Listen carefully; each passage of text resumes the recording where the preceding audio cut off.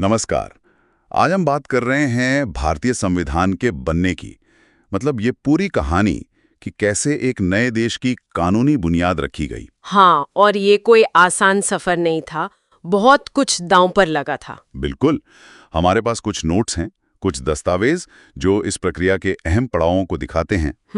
तो कोशिश यही रहेगी कि समझें ये सब हुआ कैसे, संविधान सभा कैसे बनी, कौन से बड़े सिद्धांत थे और वो फैसले जिन्होंने उसे शक्ल दी। ये वाकई दिलचस्प है सोचना कि इतने विविध, इतने अलग-अलग लोगों वाले देश के लिए एक साझा दस्तावेज कैसे तैयार हुआ होगा। सही बात है। तो कहाँ से शुरू करें? शायद थोड़ा पीछे चलते हैं, आज़ादी से पहले के माहौल में। हाँ, वो जरूरी है क्योंकि ये मांग अचानक तो उठी नहीं थी। हाँ, मतलब ब्रिटिश राज में कानून तो थे ही, उनके अपने रेगुलेटिंग एक्ट 1773 था, फिर वो गवर्नमेंट ऑफ इंडिया एक्ट्स आए 1919, 1935 वाले। जी, लेकिन भारतीयों में ये भावना बढ़ रही थी कि भाई हमारे कानून हमारे अपने होने चाहिए। स्वराज की मांग तेज हो रही थी। और अपना संविधान बनाने की इच्छा भी। बिल्कुल। और कई सालों के संघर्ष के बाद आखिरकार 1946 में वो कैबिनेट मिशन प्लान आया। हाँ, कैबिनेट मिशन प्लान। इसने ही रास्ता खोला एक संविधान सभा बनाने का, है ना? एक ऐसी सभा जो भारत का अपना संविधान लिखेगी। जी हाँ, और इसी प्लान के आधार पर 1946 में संविधान सभा बनी। आपको पता है, शुरुआत में इसमें करीब 389 सदस्य थे, ब्रिटिश भारत से भी और रियासतों से भी। अच्छा, 389। ये तो काफी बड़ी संख्या है। हाँ, लेकिन फिर देश का बंटवारा हुआ तो ये संख्या घटकर 299 रह गई। ओके, तो 299 सदस्य रह गए। हाँ, और ये सदस्य भी अलग अलग सोच, अलग अलग क्षेत्रों से थे। बहुत विविधता थी। सभा के अध्यक्ष बने डॉक्टर राजेंद्र प्रसाद।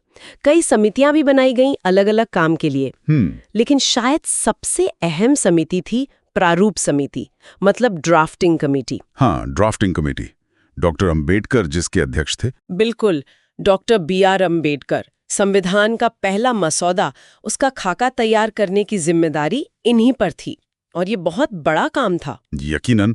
और ये पूरा सफर, मतलब संविधान बनने का, इसमें कई अहम तारीखें भी हैं, जैसे मील के पत्थर। हाँ, कुछ तारीखें तो याद रखनी ही चाहिए। जैसे दिसंबर 1946 में पहली बैठक हुई, 9 दिसंबर को। हाँ, 9 दिसंबर।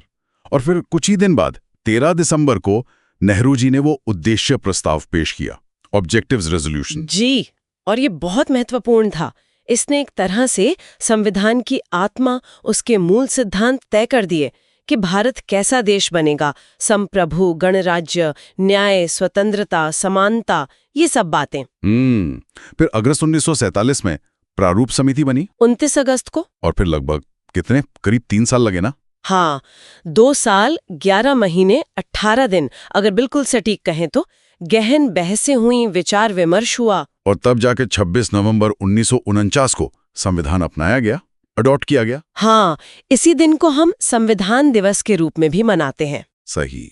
और फिर आखिरकार 26 जनवरी 1950 को ये लागू हुआ, हमारा गणतंत्र दिवस। बिल्कुल।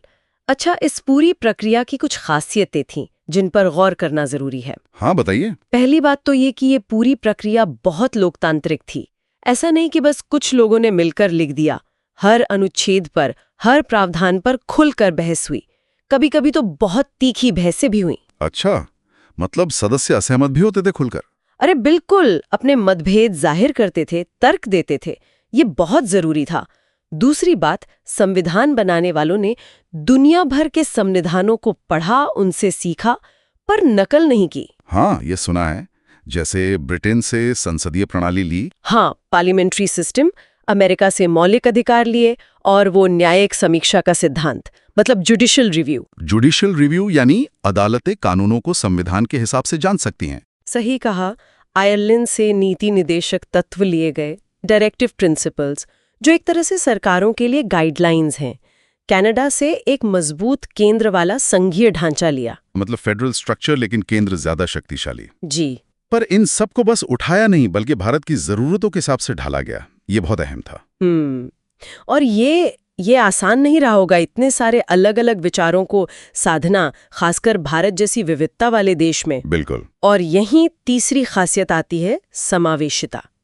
कोशिश ये थी कि सभा में हर क्षेत्र, हर धर्म, हर जाति का प्रतिनिधित्व हो। महिलाएं भी थीं। अच्छा, महिलाओं का भी प्रतिनिधित्व था? हाँ, करीब 15 महिलाएं सदस्य थीं। और ये बहसें सिर्फ बंद कमरों में नहीं होती थीं, अखबारों में छपती थीं, आम लोगों से भी सुझाव मांगे जाते थे। मतलब एक तरह से जन भागीदारी भी थी? कुछ हद तक, हाँ। सुझावों पर विचार भी होता था। और जब हम प्रारूप समिति की बात करते हैं, डॉक्टर अंबेडकर की भूमिका, उन्हें संविधान का शिल्पकार या आर्किटेक्ट कहा जाता है। हाँ, और ये बिल्कुल सही है, उनका योगदान बहुत बड़ा था।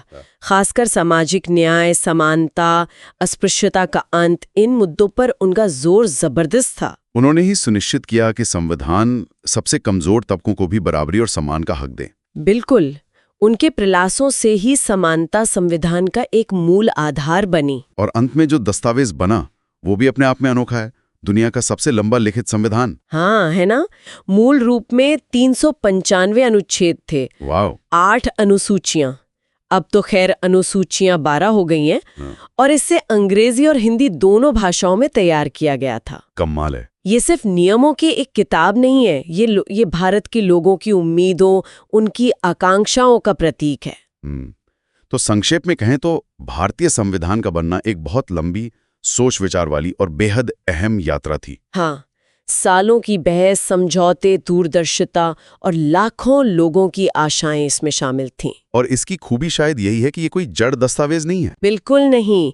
ये न्याय, स्वतंत्रता, समानता, बंधुत्व, इन मूल सिद्धांतों पर टिका है।